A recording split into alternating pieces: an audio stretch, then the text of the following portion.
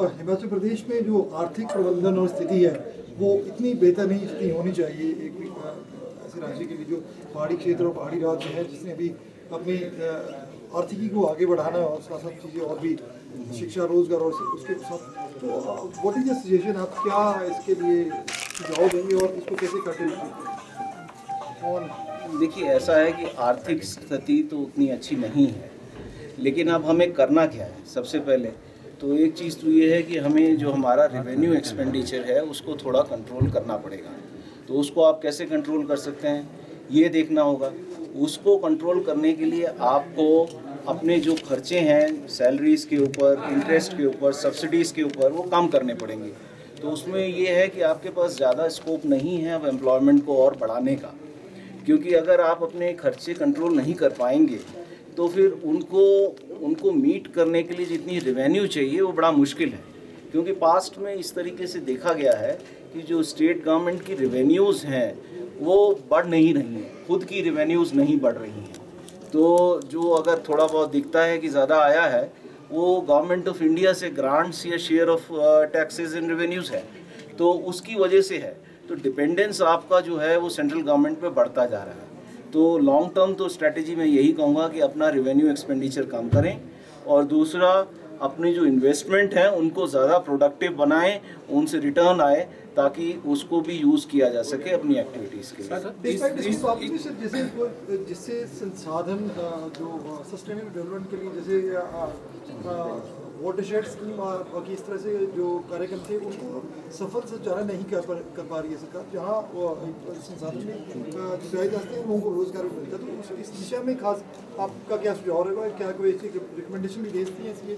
नहीं, इसमें हम ये कहेंगे कि हिमाचल की स्थिति को देखते हुए जहाँ पर ज़्यादा इंडस्ट्रीज़ नहीं हैं और एग्रीकल्चर का अभी भी एक बहुत बड़ा रोल है इकनॉमी के अंदर, तो एग्रीकल्चर को सपोर्ट करने के लिए जो कुछ भी किया जाना चाहिए वो सबसे बड़ी प्रायोरिटी होनी चाहिए। क्योंकि जो एक्टिविटी आपको 71% लोगों को एम्प्लॉयमेंट देती है तो उसको तो सशक्त करना बहुत ज़रूरी है। और आप जैसे जानते हैं कि एग्रीकल्चर में सबसे इम्पॉर्टेंट रहता है कि एश्योर्ड इरिगेशन देना, उनको सिंचाई की व्यवस्था हो, उससे वो ज़्यादा क्रॉप्स भी लगा सकते हैं और कई क्रॉप्स भी लगा सकते हैं, ये सब चीज़ें हो सकती हैं। अब इंटीग्रेटेड वाटरशेड डेवलपमेंट प्रोग्राम हमने इसीलिए लिया क्योंकि हिमाचल में काफ़ी बारिश होती है, बहुत बरसात होती है, लेकिन कभी भी इस तरह का एक प्लान नहीं बनाया गया कि वो पानी जो बारिश का है उसको किस तरीके से स्टोर किया जाए और उसको किस तरीके से इरिगेशन के लिए यूज़ किया जाए। तो मुझे ऐसा लगता है कि ये एक ऐसी स्कीम है जिसमें स्टेट गवर्नमेंट को अपनी प्रायोरिटी लिस्ट पे सबसे ऊपर रखना चाहिए और ज़्यादा फंड्स इसको एलोकेट करने चाहिए और इसकी मॉनिटरिंग इम्प्रूव करनी चाहिए ताकि वो एग्रीकल्चर के ग्रोथ में सहायक हो सके। सर 2015-16 की जो आपने रिपोर्ट दी है इसमें मुख्य बिंदु क्या है, राजस्व कितना है, घाटा कितना है और जो लोन है उसकी क्या स्थिति है राज्य सरकार?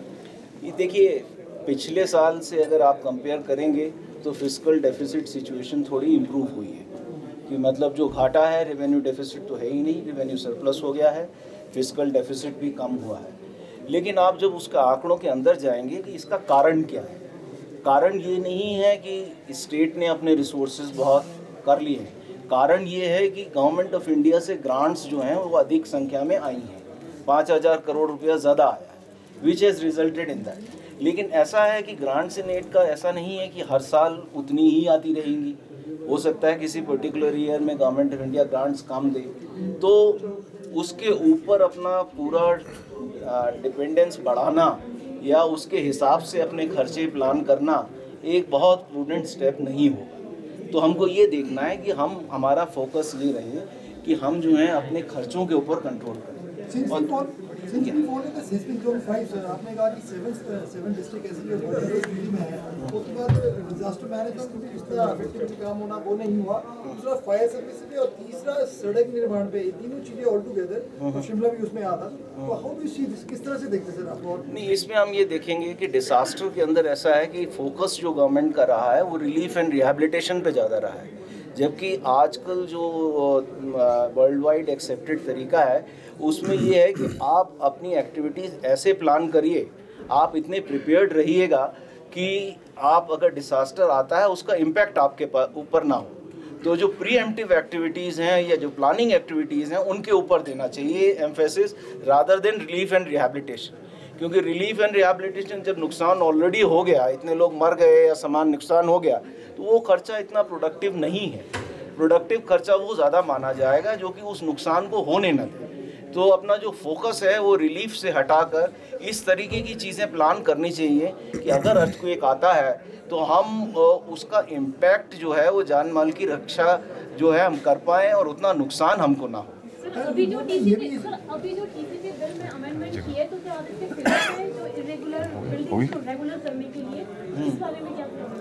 नहीं, देखिए इसमें मैं ये कहूँगा कि ये पिछले ये 6ठी या 7वीं बार गवर्नमेंट ने किया है।